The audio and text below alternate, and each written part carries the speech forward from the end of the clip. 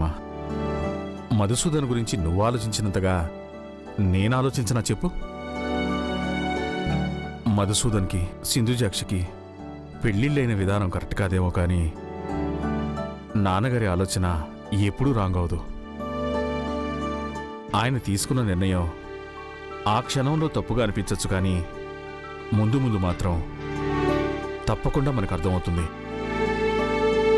ఆయన తీసుకున్న నిర్ణయం సరైందే అని. నిర్ణయం ఏదైనా అందులో అందరూ సంతోషంగా ఉండాలండి.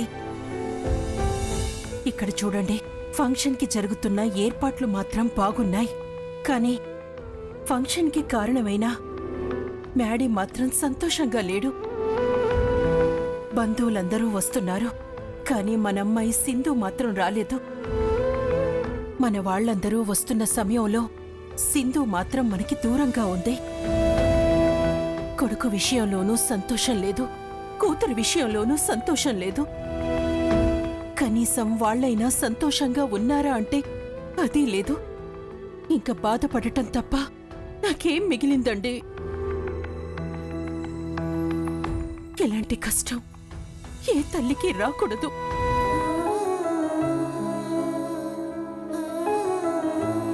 ఏమైంది? ఏం లేదు నాన్నగారు, ఫంక్షన్కి బంధువులందరూ వస్తున్నారు, సింధుజాక్షి మాత్రం రాలేదు. తను కూడా వచ్చుంటే బాగుండేదని తలుచుకుని బాధపడుతుంది. చూడమ్మా, బంధువులందరినీ పిలిచిన వాళ్ళం సింధుజాక్షిని మాత్రం ఎందుకు మర్చిపోతాం? సింధుజాక్షి 16 రోజుల పండగ పూర్తయ్యే వరకు పొలిమేర దాటి రాకూడదు. అందుకే వాడు రావడానికి కుదరలేదు. సింధుజాక్షి కూడా వచ్చుంటే బాగుండు అని మాక్కూడా అనిపిస్తోంది. 16 రోజుల పండగ పూర్తవగానే వాళ్ళని పిలిపిస్తాను. 4 రోజులు ఇక్కడే ఉండి వెళ్తారు. ఇప్పుడు హ్యాపీనా? బంధువులందరూ వస్తున్నారు, నువ్విలా బాధపడుతూ ఉంటే బావుండదు. కాస్త నవ్వుతూ ఉండమ్మా. అరవింద్, నాన్నగారు, మధుసూదన్ తయారయ్యాడా? రెడీ అవుతున్నాడు మావయ్య గారు.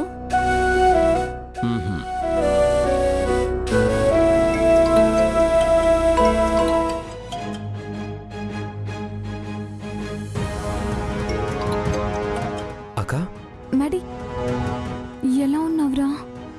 నేనెలాగోలా ఉన్నాను. What about you? నా గురించి వరీ అవ్వాల్సిన అవసరం లేదురా. నా విషయంలో గోపాల్ బాగా క్లారిటీగానే ఉన్నాడు, నేను ధైర్యంగానే ఉన్నాను. కానీ నీ గురించి ఆలోచిస్తేనే భయంగా ఉందిరా. ఈరోజు నీకు ఆ శ్రీలక్ష్మికి రిసెప్షన్ అంట కదా, వాళ్ళ అమ్మ నాన్న బయలుదేరారంట. అవునక్క, ఈ రిసెప్షన్ జరిగితే నాకు పెళ్ళైన విషయం అందరికీ తెలిసిపోతుంది. మరి ఏం చేస్తావురా ఇప్పుడు? ఏదో ఒకటి చేస్తాను. నేను మళ్ళీ కాల్ చేస్తానక్క. రే రే మ్యాడీ,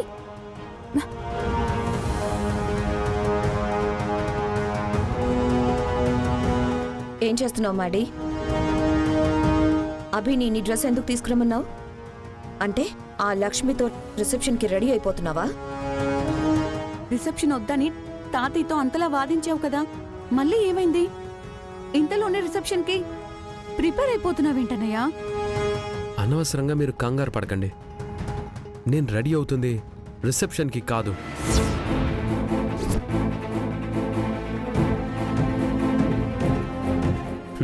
నా ఫ్రెండ్ పబ్లో పార్టీ ఉంది, నేను ఆ పార్టీకి రెడీ అవుతున్నాను. ఓ, సూపర్ రా మ్యాడీ నువ్వు. మొత్తానికి నువ్వు నా మేనల్లుడు అనిపించుకున్నావు. నిన్ను ఆ లక్ష్మి పక్కన చూడ్డం నా వల్ల కాదు.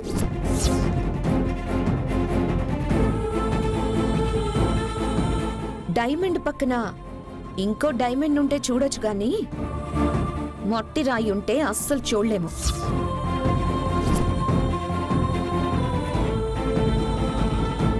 నువ్వు పార్టీకి వెళ్ళి మంచి పని చేస్తున్నావు. ఓ ఊరికి బయలుదేరుతున్నారా? మీరు రిసెప్షన్లో లేకుండా బయటికి వెళ్ళిపోతే అందరి ముందు పెద్దయ్య గారు తలదించుకునే పరిస్థితి వస్తుంది.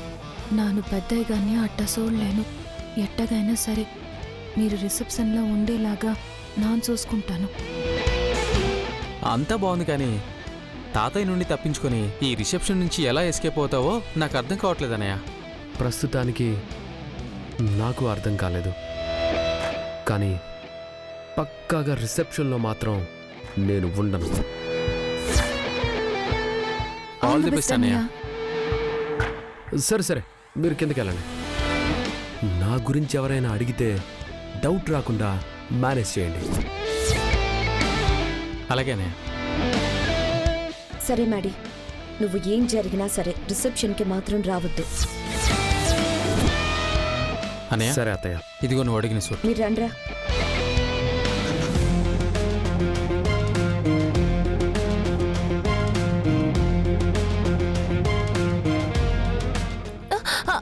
ఏయ్ ఏయ్, ఏం చేస్తున్నావు?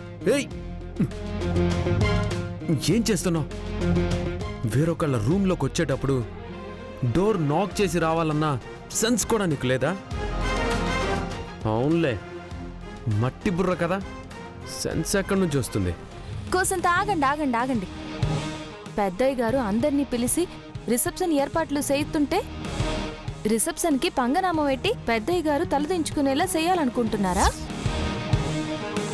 మరి మీ సెన్స్ ఏటైనాది? రిసెప్షన్కి నేను పంగనామం పెట్టడం ఏంటి? ఏం మాట్లాడుతున్నావు? మీ కాకమ్మ కబుర్లు నా కాడ చెప్పకండి. మీరు మీ అత్తయ్య వాళ్ళతో మాట్లాడింది మొత్తం నా నిన్నాను.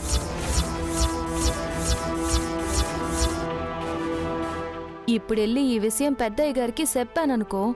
ఏంటి, బెదిరిస్తున్నావా? నాను బెదిరించట్లేదు, నిజం చెప్తున్నాను. రిసెప్షన్కి మీ బంధువులందరూ వస్తున్నారు, మా అమ్మ నాన్న కూడా వస్తున్నారు. ఇప్పుడు మీరు లేకపోతే అందరూ బాధపడతారు.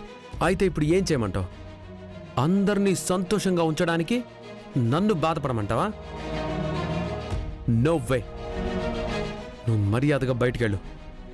నేను బయటికెళ్ళాలి. కనీసం పెద్దయ్య గారి గురించైనా ఆలోచించరా? ఏయ్, మీ పెద్దయ్య గారు నా గురించి ఏమైనా ఆలోచిస్తున్నారా? లేదు కదా. అలాంటప్పుడు నేనెందుకు ఆలోచించాలి?